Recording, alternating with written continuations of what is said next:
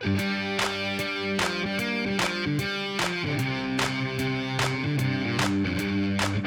Claudelle. Hello, how are you doing? I am doing really well. How are you doing? Good, good, under the circumstances. Luckily for me, I'm an introvert, so the lockdown is working for me. And luckily for me as an extrovert, this helps a little bit. It does, have that little bit of a connection, even though it's not in person.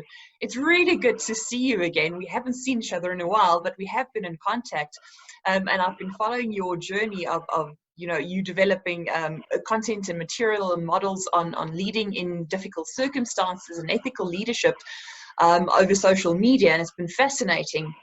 But what I want us to chat about today is, the phrase desperate times call for desperate measures. Is that really still true? Does that still remain true in the desperate measures we find ourselves now? Or should we be doing less desperate things during these desperate times? Well, it's a difficult one, and it really depends, and it depends on what your definition of desperate measures because what may be desperate measures for some are not desperate measures for others. I think if one looks at the lockdown that we're in now, the pandemic, around the COVID-19 pandemic, of course, if we did our planning properly, if we did our risk management properly at a level of the country, at the level of organizations, the desperate measures wouldn't be desperate measures, it would just be policy kicking in.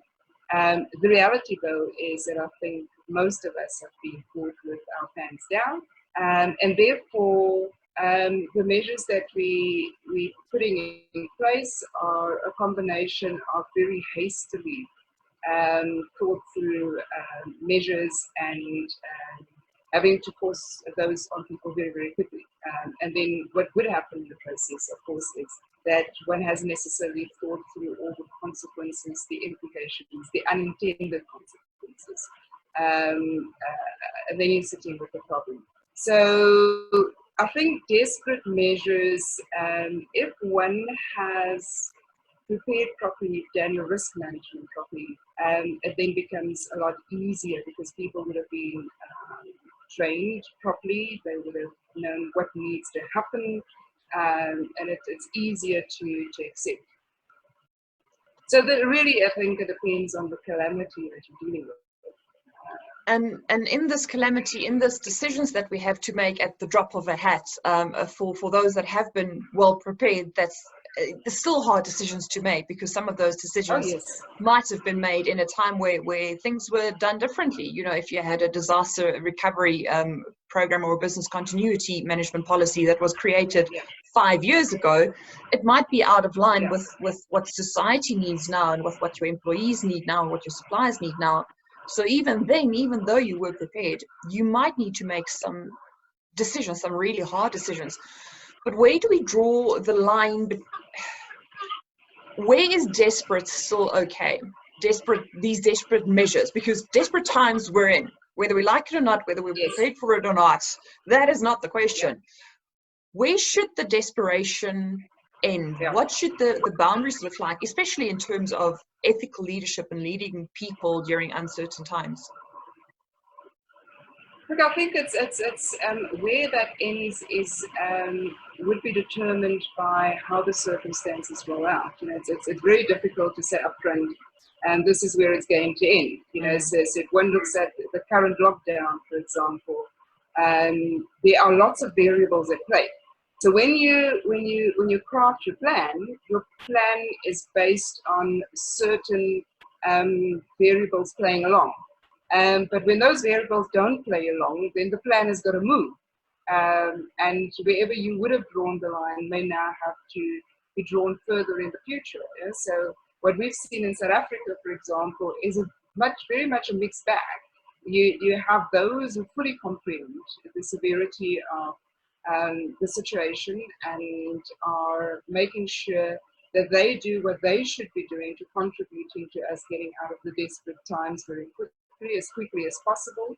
Then there are those who are skeptical or tend to think that they understand we have a problem, but at the same time, as human beings, we've got this tendency of thinking we're invincible, right? So it's not going to happen to me. And I have an inability to apply empathy and think further, right? So where people only think about themselves and they don't think about the ripple effect and how their actions would affect others. And then you have on the other end people who just don't care, and we've also seen behavior that is really, really irresponsible. So, and it's those, the latter two, and especially the last one that I described, that will contribute to where the desperate measures will end.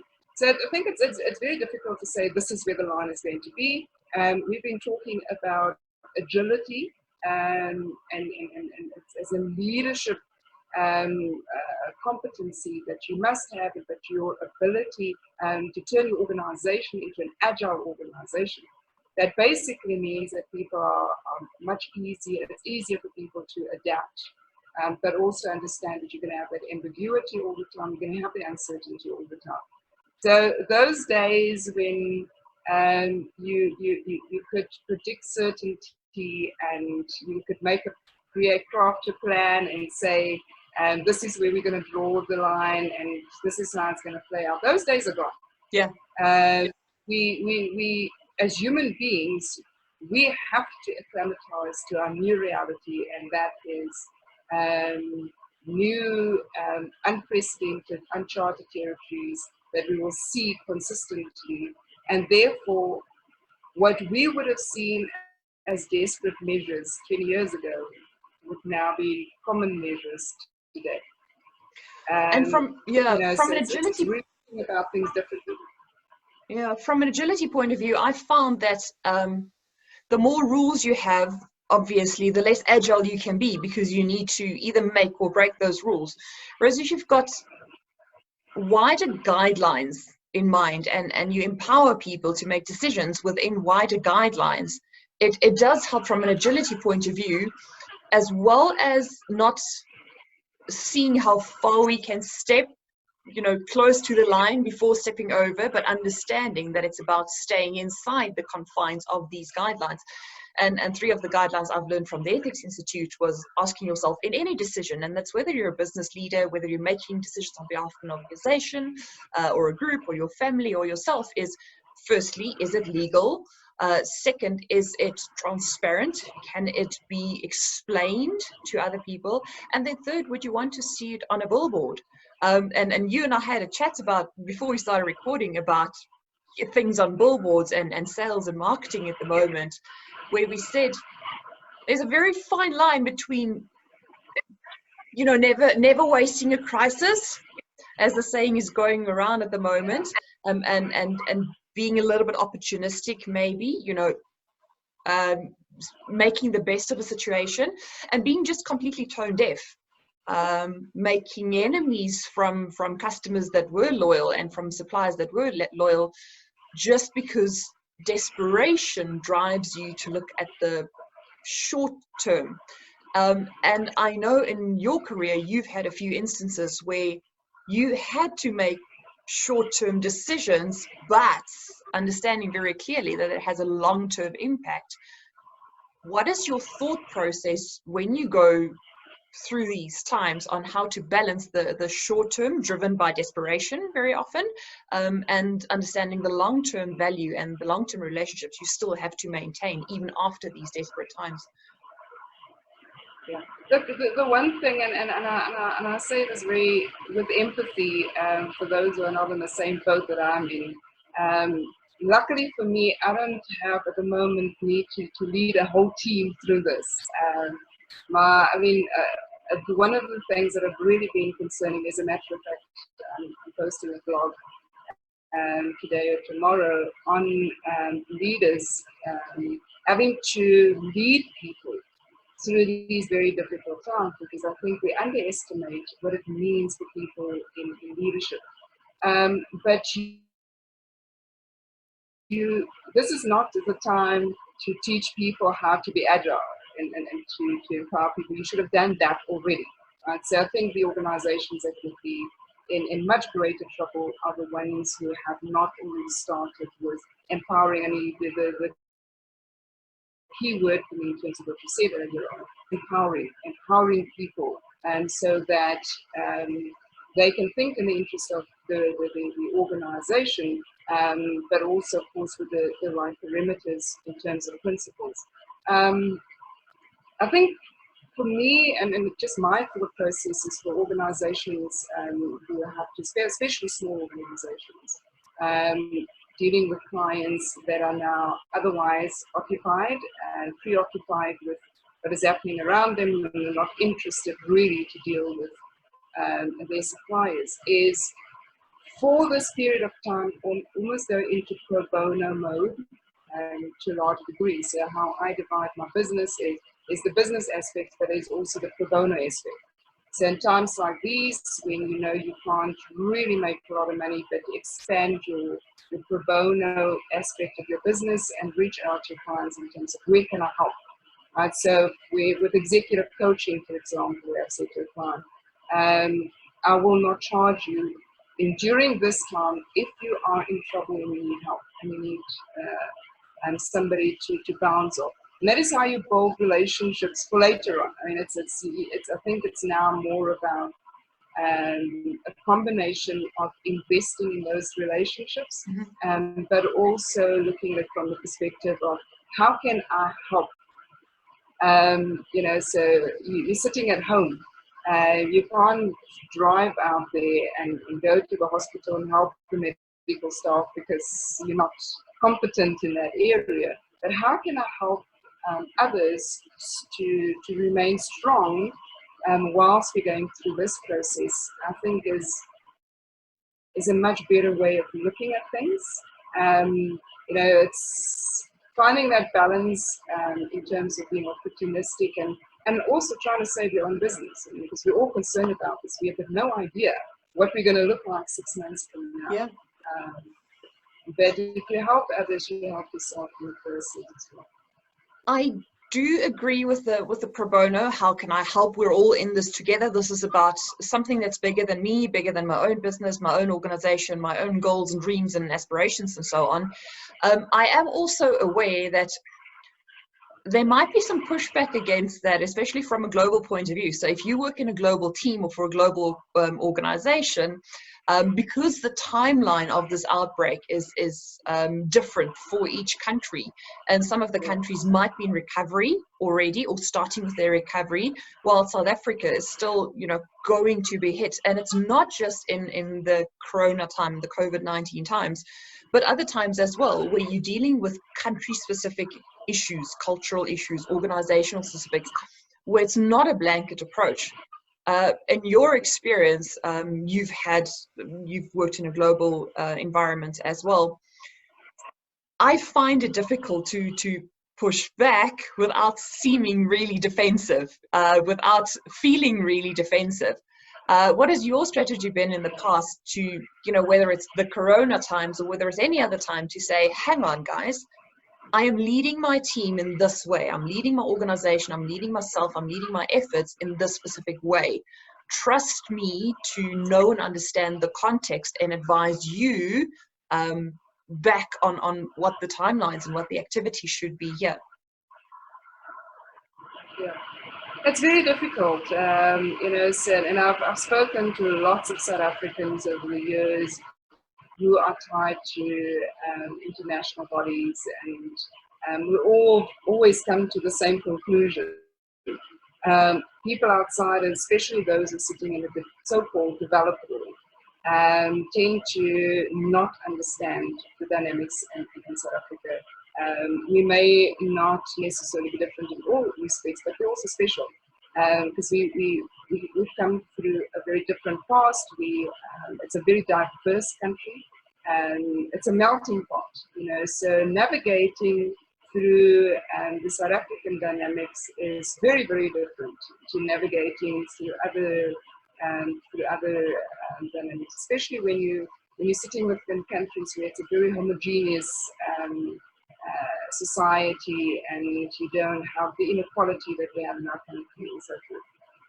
And the same goes for organizations. If we go back to little less desperate times, but even under normal circumstances, when uncertainty has been part of the business environment for years and years and years, even before this outbreak, and leading teams, leading people during especially times of uncertainty, but also in times of just absolute normalcy, we might need to develop that skill of understanding that those we are communicating to, those that we are leading, are definitely looking through different lenses. In South Africa, a number of lenses, no matter how small the team is. We're not a homogeneous society. So if it takes maturity then for a leader to understand that their lens is different to the lenses they lead, how can leaders then balance where they need to be going to, that command of saying, this is where we're going, follow me?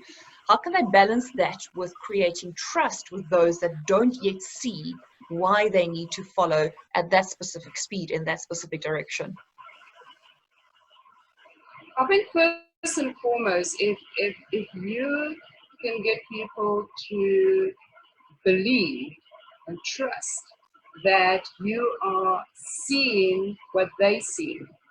You know, so we have this tendency of wanting people to, so as a leader, you've got the vision, I can see where we're going, and I need to make you see what I see. But generally speaking, people would be much more open and willing to look through your lens if they feel that you have made the effort to look through their lens. You know, so if one looks at the lockdown in the South African context now, one of the key criticisms that's been leveled at the leadership and the political leadership is you've looked through the lens of the privilege, and you have put measures in place that would suit the privilege, but you haven't looked through the lens of those who are underprivileged. You know, so there's been very little in the communication from the leadership, especially at the beginning, that made it very clear that we have looked through these lenses, we have considered what it means for you, what the impact will be, right? So having considered all of these things, here is the direction. And this is the reason why we are not going in directions X and Y, but we're going into direction Z. Then I think it becomes a lot easier for people to follow. And so, because crafting your vision is about, for me, vision is not just a future end state. It is your ability to see. I mean, the literal meaning of vision is your ability to see.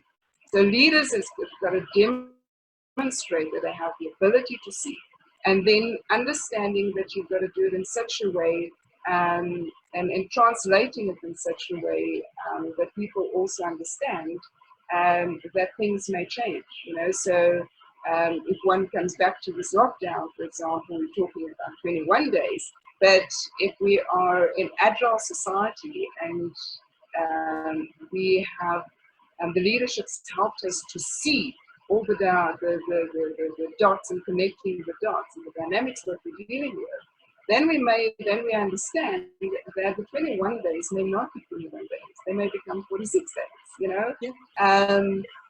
But it's your ability to help people see. That for me is what is important. And the ability to communicate, and if I look at the last communication from our government, admitting and saying we might have made mistakes, but once again, desperate times, desperate measures, without the intent to harm. And that might be part of the framework, part of what says, well, which desperate measures should still be allowed, can still be allowed during any desperate time without doing harm.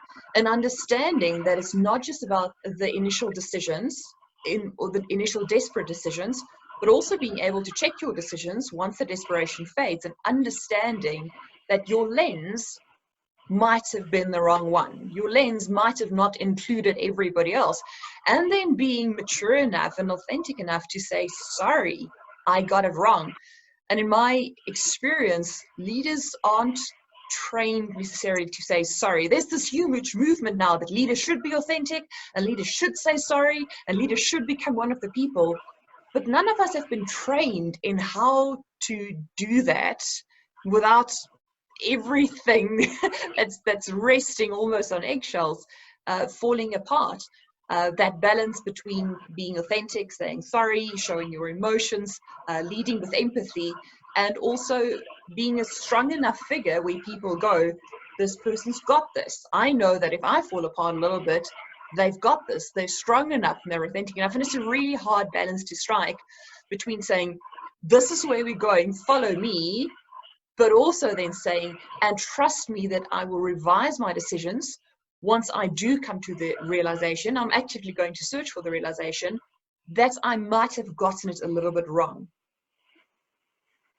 Yeah. No, absolutely.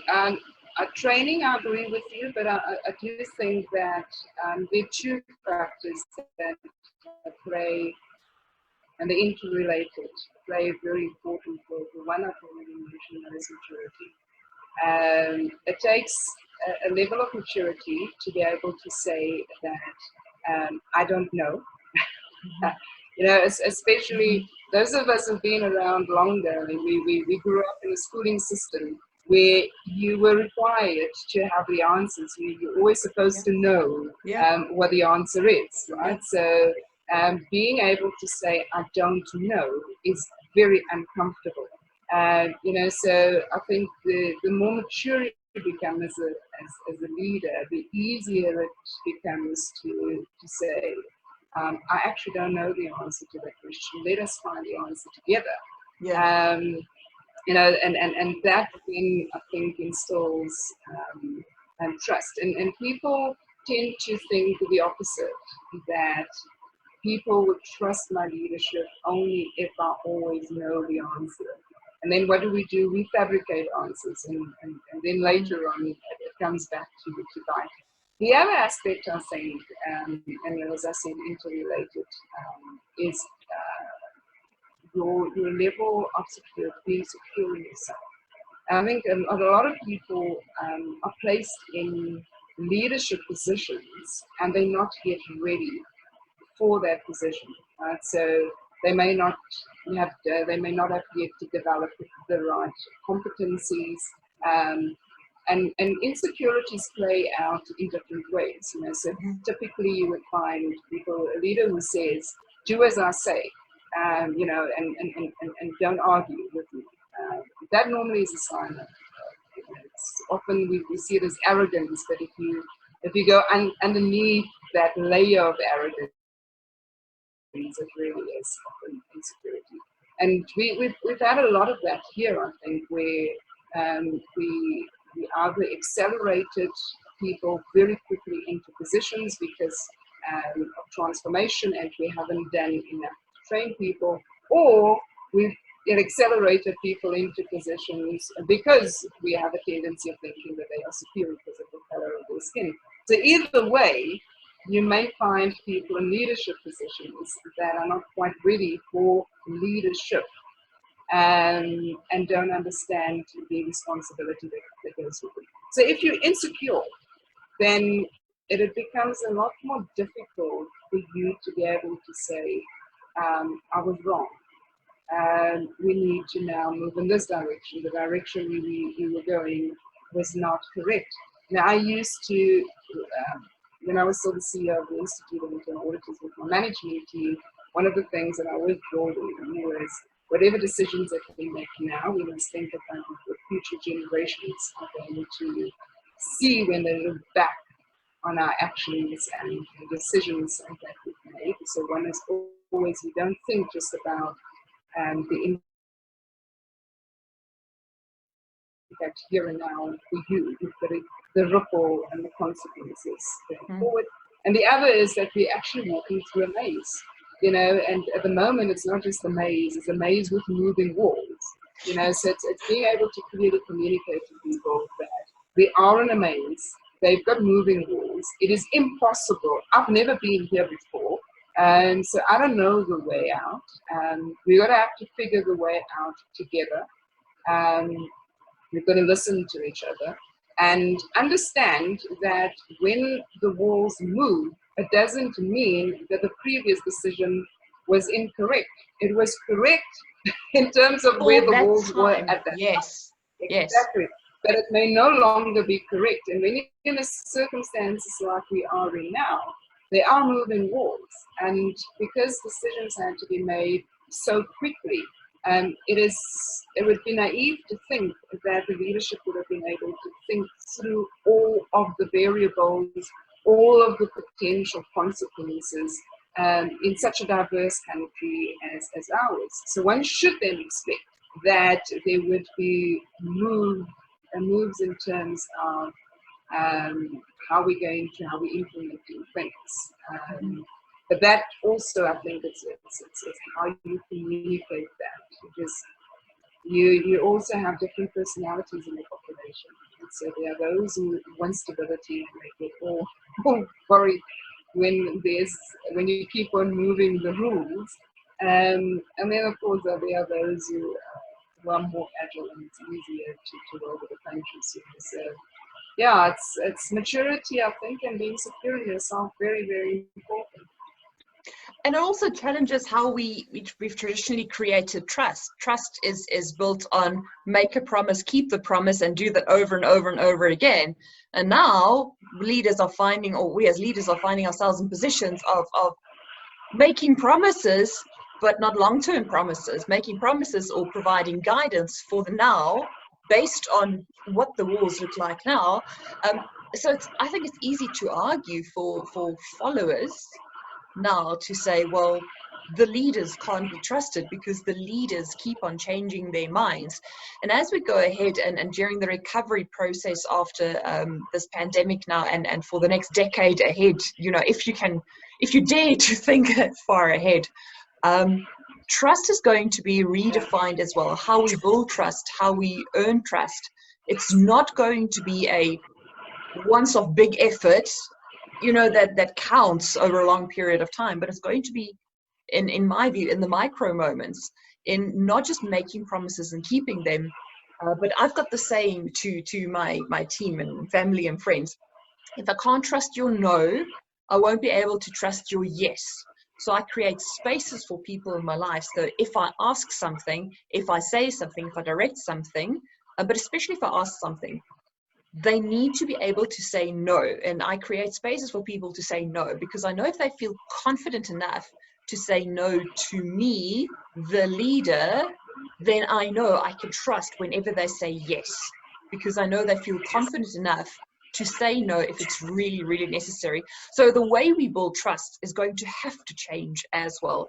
And the way we communicate, as you said, to the followers, to those that we do lead, we'll have to keep up with that. Yeah, no, absolutely. And I think what is very important that is leaders first and foremost, becoming comfortable with the fact that you are going to have to change your tune 20 times. Many times. Yeah. And to be able to communicate that effectively and helping people understand why. And answer today that is A, maybe B tomorrow, so once again, it comes back to that agility thing as well, right? But you've got to be comfortable yourself first with the fact that you are leading families, and then being able to effectively communicate that so people you manage expectations up front. I think for me, the essence of trust is not so much going to be in I will always be able to give you the right answer, and I will always be able to lead us in the right direction, but I will always care about you. Right? So right at the center of it is your authentic empathy. Right? So when people know that you will always do your best to work in the best interest of the greater good, right? So it's in its best interest, and specifically saying in the best interest of the greater good, because we can't always work in the best interest of individuals. But when people trust that, then I think it becomes easier to trust in that when you need to change from A to B, you're still working in the interest of the greater good, because what is that interest may shift, and it may shift very quickly. Then if you can, and then it's constant communication. You know, it's being open and honest, and it's about transparency. People will start with conspiracy theories and start to distrust you when you are not open and transparent and proactive. And when they can see that you're not working just in your own interests. I think that is very important for leaders to be able to convey that. So it's got to be very clear, not just in what they say, but in what they do, is that they're not just looking after themselves. It's going to create a significant shift. I agree with you in terms of how we define trust, that everything is becoming a lot more fluid.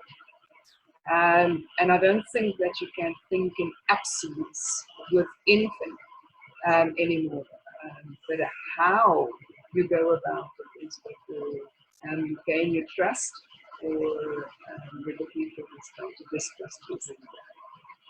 On that profound note, Claudelle, thank you so very much for spending time with me. I really do appreciate it. I look forward to catching up soon again once this is over. Until then, see you in the online realm. Yeah, thank you. It was great chatting with you. Have an awesome day. Bye-bye. Bye.